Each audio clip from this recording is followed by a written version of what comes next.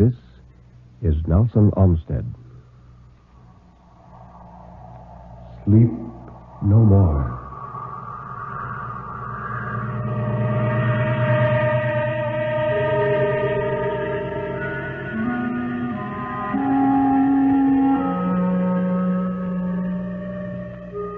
Sleep no more. Turn down the lights. Sink back in your chair and don't look into the shadows. In the shadows, there may be moving things. Tonight, it may be you will sleep no more.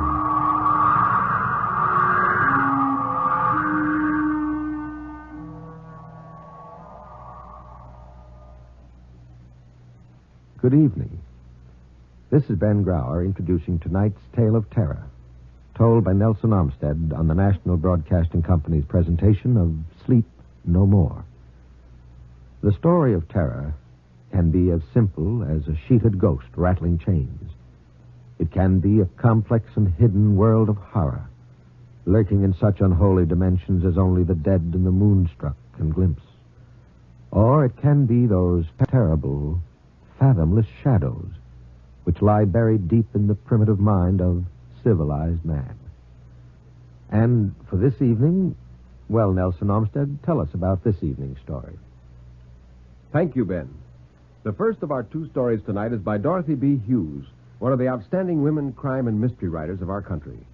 This is a powerful presentation of what happens to minds which are not always capable of accepting the major frustrations of modern living. It's called Homecoming.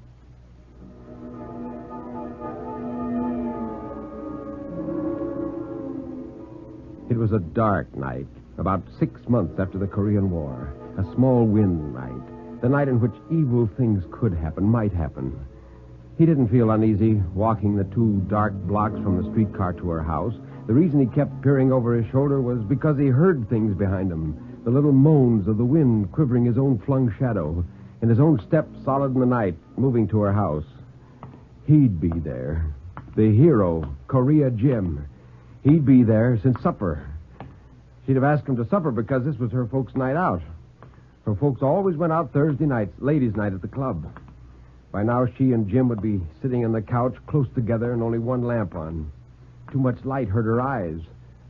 They were big as cartwheels, blue sometimes, smoky blue, and sometimes sort of purple-gray. Her nose didn't change. It was little and cute as she was. Her mouth changed colors, red like a Jonathan, sometimes like a holly or mulberries. Her mouth. He picked up the steps, and this time he didn't look over his shoulder. Nothing was back there. And beyond, a block beyond her house, he could see the blur of a green light, the precinct police station. It was somehow reassuring. There couldn't be anything behind you with a police station ahead of you. Besides, he had a gun. It was heavy in his overcoat pocket. On the streetcar, he felt everyone's eyes looking through the pocket and wondering why a nice young fellow was carrying a gun. He could have told them. He could have told him he was going to Nan's house, though she wasn't expecting him. Though she'd told him for the 12th night in a row, "I'm so sorry, Benny, but I'm busy tonight." He could have told him he was going to surprise Nan, and especially surprise Hero Jim. He'd find out how much of a hero Jim was. He'd see what big, bold Jim would do up against a real gun. She'd see, too. When he'd ring the doorbell, they'd sort of jump apart, wondering who it was. Jim would come to the door, and he ought to let Jim have it right then and there, the dirty, cheating, lying, sitting around saying, "I don't want to talk about it, Nan," waiting to be coaxed. And she had coaxed him, bringing up things about the raid that had been printed in the newspapers along with a picture of Jim. He didn't want to talk about it, but once she got him started, she couldn't stop him. He'd gone on and on, practically crawling around the floor, and then he'd stopped, and the sweat had broken out all over his red face. She didn't say anything, just looked at Jim. And he, Benny, had put a hot record on the phonograph. He'd had enough of Jim showing off. But she just sat there looking at Jim. Benny knew that night what was going to happen. Her and Jim and him out of it. It had always been like that for Jim. He got everything. In high school, he was elected captain of the basketball team. He was the junior class president. He was the one the girls were always looking their eyes out at in the halls. When other guys had pimples, Jim didn't. When other guys had to grease their hair to keep it out of their eyes, Jim's yellow hair was crisp enough to stay where it belonged. When other guys' pants needed pressing, And they forgot the dirty fingernails. Jim didn't. Korea Jim. Even in the war, he'd come out the big stuff. It wasn't Benny's fault he'd never been sent over. The Army didn't say, "Would you like to go to Korea and be a hero?" They said you were doing your part just as much in the recruiting office. He thought he'd been lucky, until Jim came back with all those pretty ribbons and his picture in the paper. Jim, who'd always had everything, and now this. And Nan, too. Well, he wasn't going to get away with it this time. He wasn't going to have Nan. Nan was Benny's girl, and had been for almost 2 years. Jim hadn't meant anything to her those years. Just one of the gang in Korea. And Jim wasn't going to come back and bust up Benny and Nan. He could get plenty of other girls. Just because he'd been Nan's fellow in high school before the war didn't mean he could walk back in and take over, not after leaving her for 2 years. None of that mattered now at all. There was only one thing counting. Nan, his girl, Benny's girl. Jim was going to find that out tonight.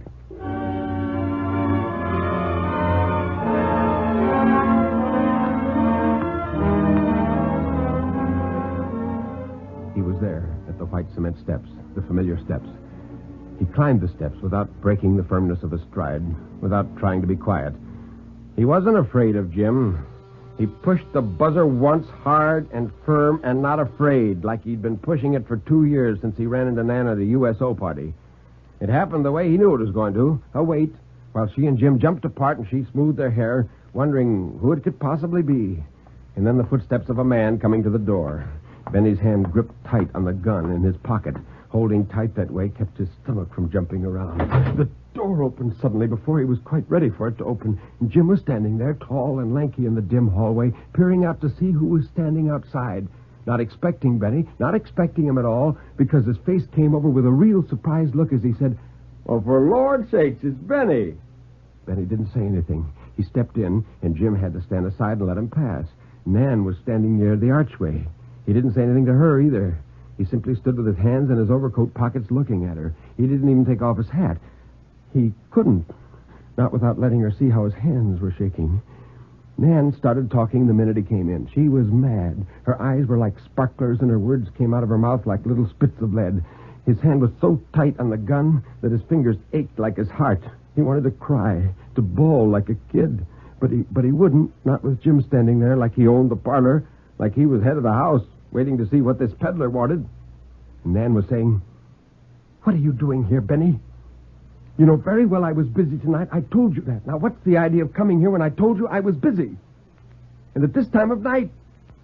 He had a feeling she'd been saying it over and over again. He wanted to laugh at her, to laugh and laugh until he doubled up from laughing. But he just stood there listening to her until Jim said, "Shush, Nan." He said it sharp, like he was giving orders to a soldier. Benny looked at Jim then. The way Jim had said it, you'd have thought he was nervous. Like he knew why Benny had come and that he didn't want to have it happen to be shown up in front of Nan. And Jim said, "Why don't you take off your things and join us, Benny? We're just sitting around waiting for Nan's folks to get home from the club. Come on, Benny. We'll have some jive. I brought Nan some new records tonight. Swell new bassy. Have you heard it?" Shaming him because he never brought any records to Nan. Jim didn't stop talking. He kept coaxing him like Benny was a little kid, asking him to have a soda with him, just like Benny was still a high school kid instead of a man. Hero Jim, the plaster saint, acting like he never had a slug of gin, trying to make her think he was a Galahad and Benny a no-good bum. "Why, I was just telling Nan we hadn't seen you for a long time.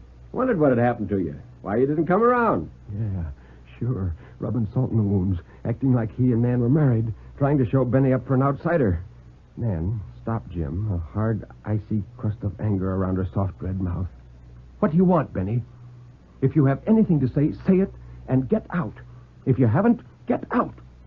Her voice was like a whip, and Jim said, "Oh, you shouldn't have said that, Nan. Benny's come to see you." "I told him I wouldn't see him tonight. He knew I was busy tonight. I'll tell him now to his face what I told you. I don't ever want to see you again. Now get out." "Nan." Jim's voice wasn't steady. He twisted some kind of a smile at Benny. Come on, Benny.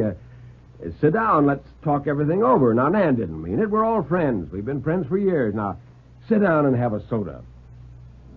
Benny brought his hand out of his pocket then. He had a smile on his face, too, but it hurt his mouth. He had a little trouble getting his hand out of his pocket and holding onto that thing at the same time, but it came out, and the gun was still in his hand. Jim saw it, and he had sweat on his upper lip and above his eyebrows. He was yellow, just like Benny had known he'd be. Korea Jim, Hero Jim, was scared to death. Jim's voice didn't sound scared. It was quiet and calm and easy. Well, now, where'd you get that, Benny?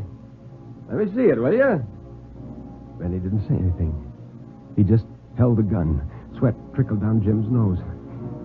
He laughed, but it wasn't a good laugh. Well, what do you want with a gun, Benny? Might hurt somebody if you aren't careful with it. Come on, let me see it. He'd had enough. Hero Jim standing there like a dope, like he'd never seen a gun before. Now it was Benny's time to laugh, but the gun made too much noise. Nobody could have heard him laughing with all that noise.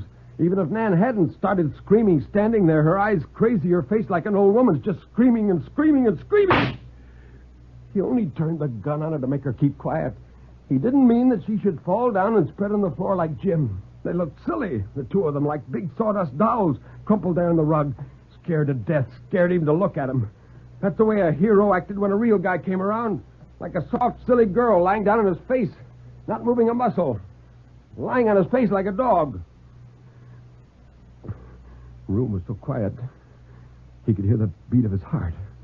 Oh, he'd had enough of their wallowing, of their being scared. He said, "Get up. You look crazy lying there. Get up." Suddenly he shouted, "Get up!" Then, louder, "Get up! Get up!" Scared to death. The gun made such a little noise dropping to the rug. His fingers couldn't hold it. They couldn't get up. They could never get up. He hadn't meant to do it. He wouldn't hurt Nan, not for anything in the world. He loved her. She was his girl. He wouldn't kill anyone. He hadn't. They were doing this to get even with him. He began to shout again, "Get up! Get up!" But his voice didn't sound like his own voice. It was shaky like his mouth, and his hands in the wet back of his neck. He started over to take hold of Jim and make him stop acting like he was dead. He started one step, and that was all. Because he knew that whatever he said or did couldn't make them move. They were dead. When his mind actually spoke the word, he ran, bolting from out of the house, stumbling off the stoop, down the steps to the curb, and there he retched. When he was through, he was too weak to stand. There were lights in most of the houses. You'd think the neighbors would have heard all that noise, would have come running out to see what was going on. Well, they probably thought it was the radio. If they'd come, they'd have stopped him. He didn't want to kill anyone. Even Jim, just scare him off. Oh, Nan couldn't be dead. She couldn't be. She couldn't be. He sobbed the words into the wind, in the dark, in the dead brown leaves. He sat there a long, long time. When he stood up, his face was wet. He rubbed his eyes, but the rain came into them again, spilling down his cheeks, filling up, overflowing, refilling. He ought to go back and close the door. The house would get cold with it standing wide open, but he couldn't go back, not even for his gun. He started down the street, not knowing where he was going, not seeing anything but the wet, dark world. He no longer feared the sound and the shadow behind him. There was no terror as bad as the hurt in his head and his heart. As he moved on without direction, he saw through the mist the pinpricks of green light in the night. The police station. He knew then where he was going, where he must go. The tears ran down his cheeks into his mouth. They tasted like blood.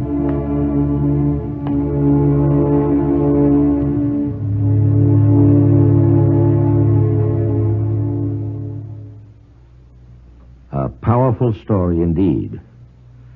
And now, Nelson, what's the second story like? Quite different, Ben. This one is a light-hearted and, to me at least, delightful fantasy by Virginia Swain called Aunt Cassie.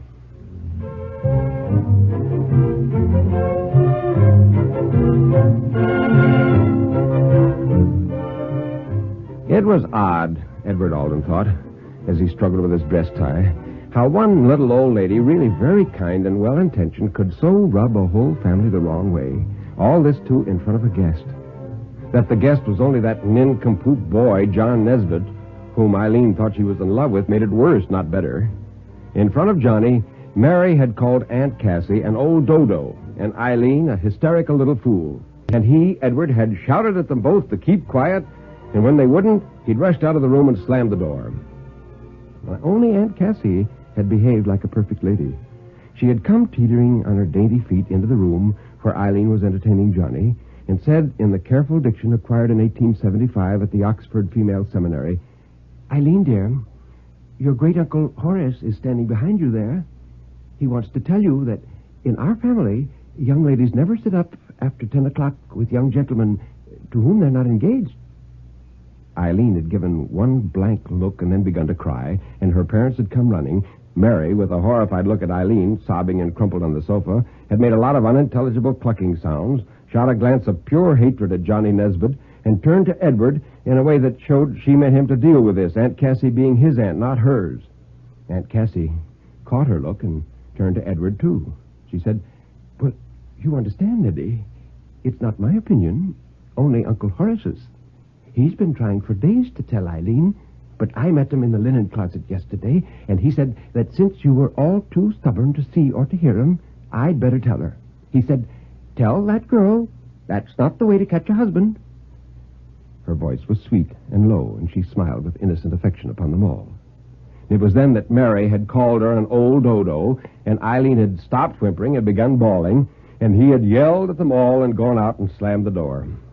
He could recall how Johnny had sat like an ugly gingerbread man in his brown suit, bolt upright, at his end of the couch.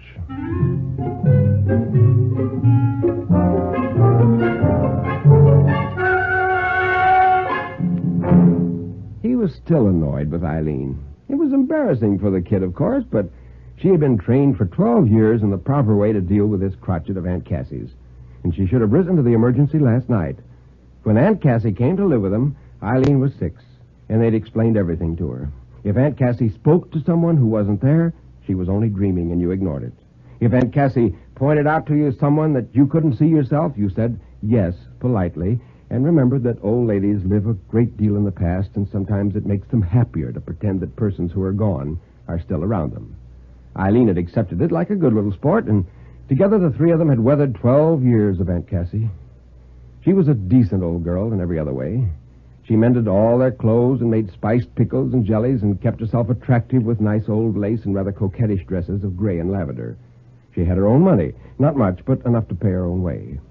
Yes, he had to admit, pushing his starched shirt flat and watching it buckle out again, she paid a little more than her own way. If she weren't helping with the household bills, he couldn't have afforded to buy that second-hand car for Eileen's graduation present last June. Also, her doing the sewing gave Mary more time for her club work. But he acquitted himself of any mercenary motive for having Aunt Cassie in his house. He was fond of her, and she had done a good deal for him when he was young. But by heaven, if she was going to upset Mary and Eileen... Oh, now, suddenly, his anger veered around. Eileen needed a good talking to. Oh, she was a nice girl, but Mary spoiled her rotten. She had no sense of responsibility, no gratitude. She'd been downright unpleasant tonight about his taking her car, which he himself had given her as a graduation present. He was going to take it regardless. With his own car in the shop and this insurance banquet 20 miles away, there was nothing else for him to do. When he'd given up trying to keep his shirt front flat and had brushed his hair for the 5th time over his bald spot, he walked across to the chest of drawers and pulled out a whiskey bottle from under a pile of shirts. He took a good long pull at it. Then he filled a flat silver flask and put it in his hip pocket and put the bottle back in the drawer. When he went down to the dining room, the three women were standing there waiting for him. Mary, rather quiet and shamefaced, came across and hunched his dinner jacket up in the back over his collar and patted him. Eileen looked sulky. She cast a young, disdainful eye over his gala costume and said, "You be careful of those brakes, Dad. The car shouldn't be driven that far until they're fixed. There's ice all the way to New Canaan, and they haven't sanded it yet." "I'll be careful," he said, looking at the decanters in the sideboard. It was going to be a cold drive, and if he took a little shot from one of those, he'd have his flask intact for the evening. He let Mary help him on with his coat and hand him his gloves. He stiffened his knees and Somehow that made his shirt front pop. But he walked masterfully to the sideboard and poured himself a drink. Aunt Cassie said, My goodness, there's Betsy. There was silence for a moment, except for the noise Edward made in swallowing his whiskey suddenly. Must seem funny to you, Neddy, to hear your mother called Betsy. I know that Yankee preacher she married always called her Elizabeth, but down home she was Betsy. She turned slightly away from him, toward the doorway. Yes, Betsy? What is it? Again there was silence.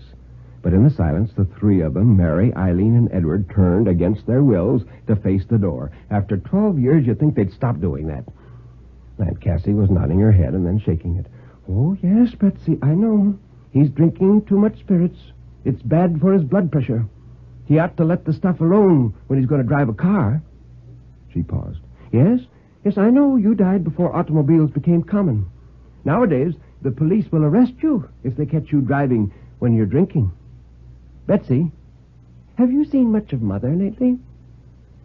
Edward set the glass down on the edge of the chest so that it tottered and fell off, spilling a few drops of whiskey on Mary's prized oriental rug. He glanced at her and saw that she looked angry, but whether with him or with Aunt Cassie, he couldn't judge. He seized his gloves again and went out in a hurry. He had to check his pace for front steps because they were slippery. Road wasn't so terribly slick. Once out of town, he stepped harder on the gas and said to himself that there was no danger so long as he didn't have to use his brakes suddenly, and he wouldn't have to, for there was nobody else on the road. He'd just have time to make his appointment if he got up speed. He began to hum to himself. He took a back road north of Darien, which cut 4 miles off the trip. People avoided it because it was narrow, and one point crawled for some distance along an edge of a ravine. That made him laugh. He knew that road like a book.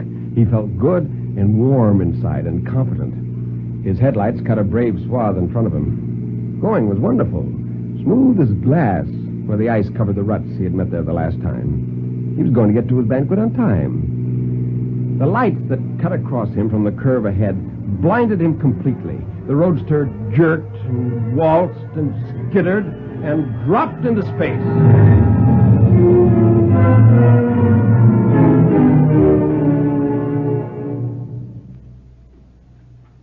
Later, when he pulled himself out from under Eileen's wrecked car, his first thought was to notify the state police. Well, that guy hadn't even stopped.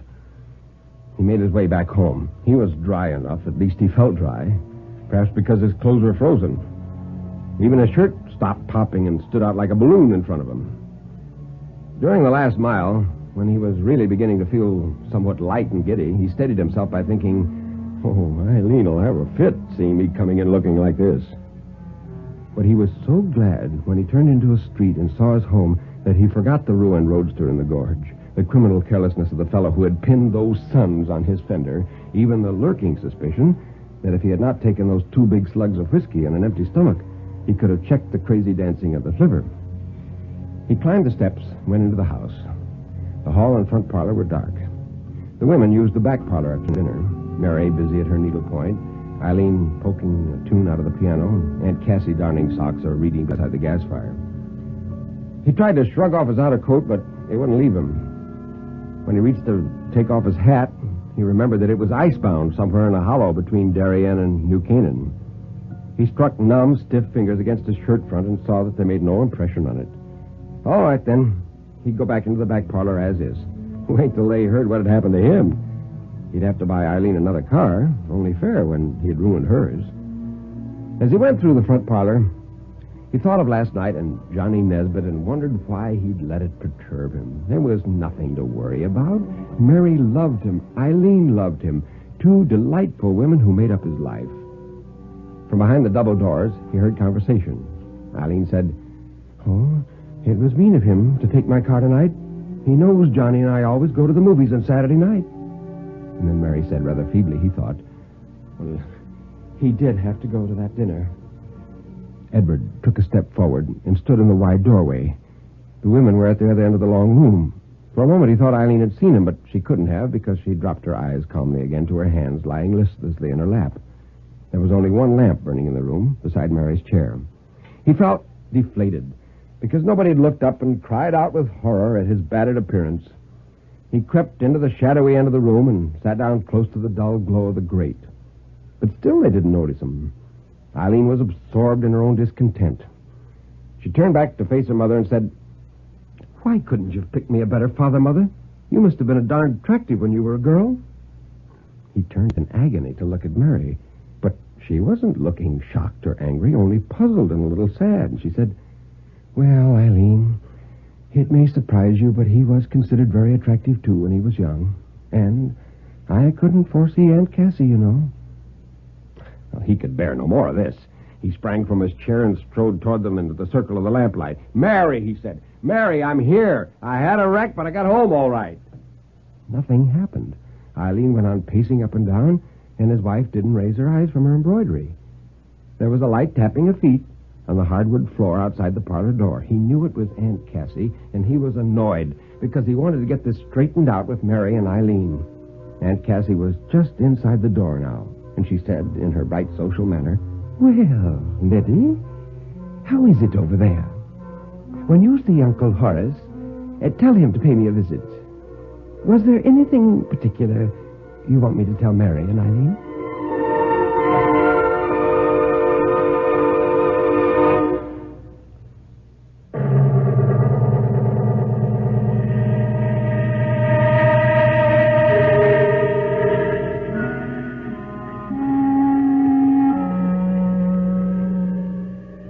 You can turn up the lights now. You can look around you. Nobody is there, really.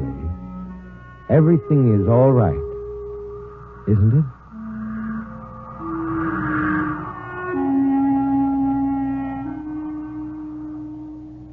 Tonight we have heard Nelson Olmsted telling two stories, Homecoming by Dorothy B. Hughes and Aunt Cassie by Virginia Swain. What can we expect next week, Nelson? Two stories, Ben, which are quite different. Zona Gale's rather wistful story of a man with a frightening imagination. It's entitled Evening. The next is by H.G. Wells, entitled The Flowering of the Strange Orchid. And believe me, it is strange. Join us, if you're up to it.